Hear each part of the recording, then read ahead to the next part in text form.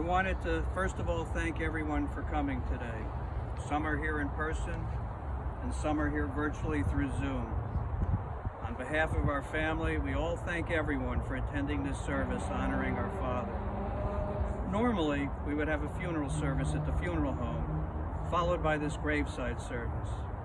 We would then return to a home and get together to discuss our father as we ate, like the world would shortly have no food. We would then begin the ritual of Shiva. Because of the way the world is at this time with COVID-19, this graveside service will substitute for just about everything. Our father would certainly understand. In fact, we should all be thanking him for the weather today and be grateful our father so courteously waited to pass until the weather warmed up. This should not be a time of sadness. Our father lived 94 years and had a great life. This is truly a time of celebration. How do you talk about such a great man whose time has come to leave us? Our father had many wonderful traits, but there are four worth reviewing: family, work ethic, generosity, and religion. Our father worked in Manhattan and had a great job as a certified public accountant. It probably took him 20 minutes to get to work every day by subway from Forest Hills. Because it was best for his family, however, he gave all that up to move to a small town at the time called Piscataway. He now spent an hour and a half going to work each day, each way, every day, commuting to New York. However, that does not quite tell the whole story. He would walk a mile each way to get to the bus, which took him to another bus to go to New York. His biggest concern was being attacked by dogs on his way to the bus or walking through snowstorms simply to get to the bus, which took him to another bus. Finally, later on, when our family got a second car, he was elated to simply be able to drive the one bus for an hour's ride to the city. We were all doing fine in Piscataway, but my father not so much. He never complained, however. When I think back to those days, I wonder how this story was even possible, or who else would do this today under similar circumstances. If it was good for the family, that is all that mattered. For his wife Edith, of blessed memory, who passed, as hard as it seems to believe, almost 9 years ago, he was incredibly devoted. The support, love, and commitment he gave to our mother and her extended family was steadfast. For our first cousins on our mother's side, Robin and Michael, they were simply family members, like two more members of the family, and he always treated them that way. Both Robin and Michael spent extended times with our family when they were younger. In fact, I often felt like Michael spent more time in Piscataway than I did.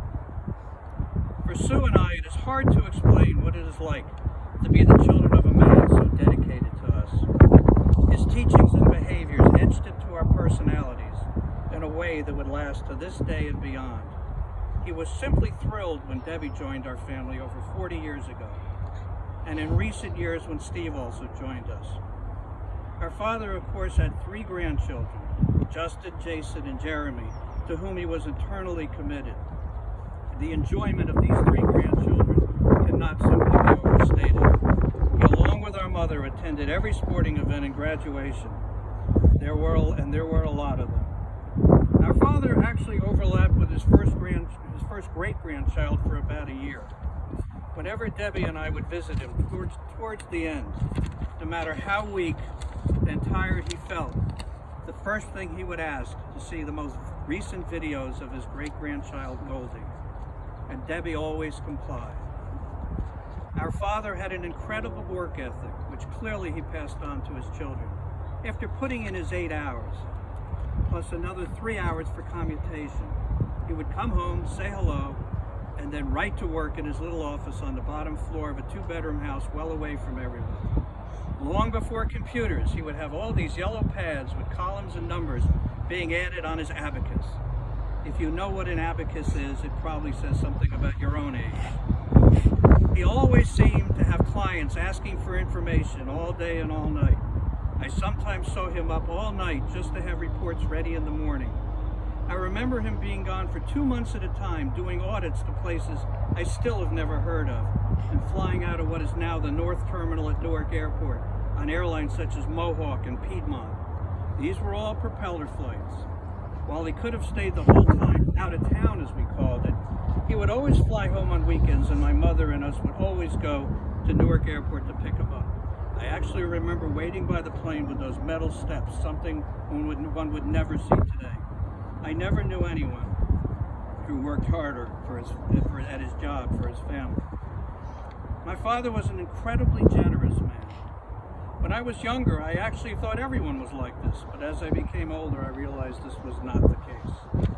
I remember at the Highland Park Temple when Rabbi Hilsenrath asked my father to dedicate a room for their youth. Without hesitation, he agreed.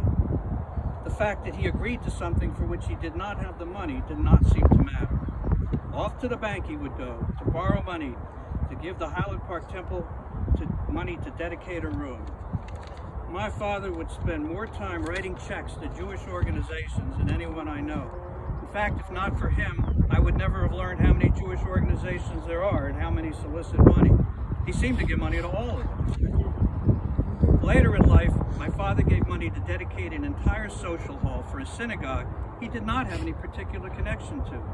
At the same synagogue, he gave money so the youth could attend camp, even though when I asked him, he could not name one of the students. The last topic is the religious nature of my father. Like most first-generation Americans born to Jewish immigrants, my father was raised Orthodox. However, as our family moved from the city to suburbia, it became apparent that there were two issues.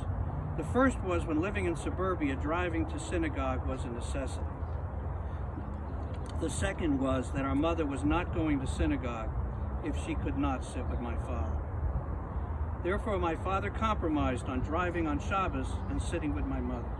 However, the nature of who he was and how he was raised never changed. He became a regular at the Highland Park Temple and subsequently became close with Rabbi Hilsenrath. He attended every service he could, and at the Highland Park Temple, there were a lot of services. However, because of his lengthy commutation that I mentioned previously, he could not make the services in Highland Park. While many of us, and certainly myself, would have taken this as an excuse to get out of services, this certainly was not true of my father. So that he would not miss services, he joined another synagogue, the Garment Center Synagogue near his office in Manhattan. While there, being an observer was simply not enough.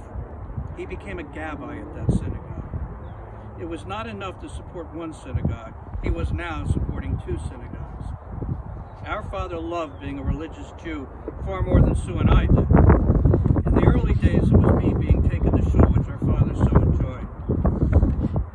After I left for college, Sue took over that role.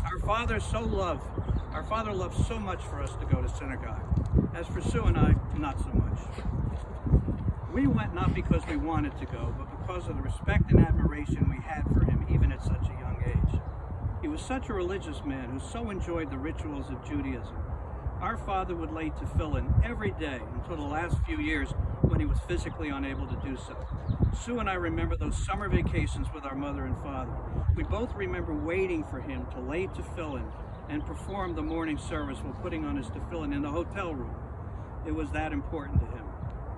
Teaching Judaism to Sue and I was very important, even if we really had no interest in learning. To say we were not enthusiastic learners would be an understatement.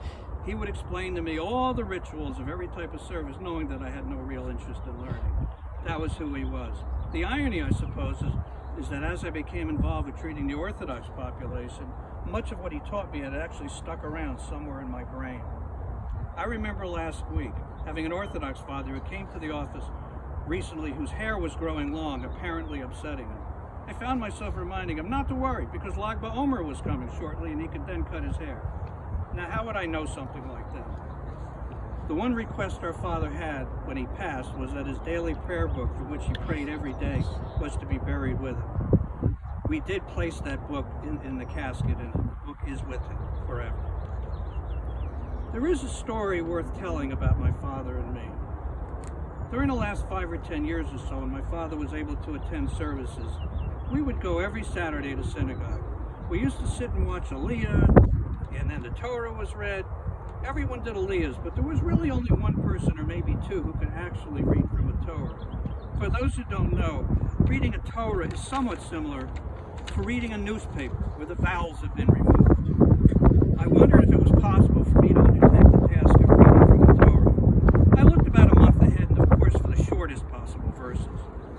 I then notified the synagogue that I was looking to read these verses and not to assign them elsewhere. I practiced this portion of the Torah, but there was an additional problem. There was a trope, a melody that I was expected to perform in addition to the reading. I kept working on this project for what seemed like forever. I remember having my Orthodox patients, as they entered the office, review the reading and trope with me. Those in the office at that time probably remember me walking up and down the halls, chanting the words, trying to get the melody correct. Finally, I was ready. However, I had intentionally not mentioned any of this to my father. Finally, Shabbos comes and I go up to do the Aliyah. This was a fairly common routine. However, the big surprise of my father came when I next picked up the yad, which is a pointing device, and started reading and chanting from the Torah, sweating profusely throughout the entire episode. As it turned out, I did pretty well, and when finished, ultimately made it back to my seat next to my father, and I said nothing. My father leans over to me and asks if I was the same person who had to be dragged off to Hebrew school, kicking and screaming, and was now reading directly from the Torah. He pointed out to me that of the many rituals he had performed in Judaism, reading from a Torah was not one of them. This later that day at the Kiddush prompted another discussion. My father reminded me that not only had he never read from the Torah, but he actually never had a formal bar mitzvah. He had acquired polio at age 13 and was hospitalized and had missed his own bar mitzvah. Through all the years of Highland Park, he never considered that he could have done this bar mitzvah at any time, but did not.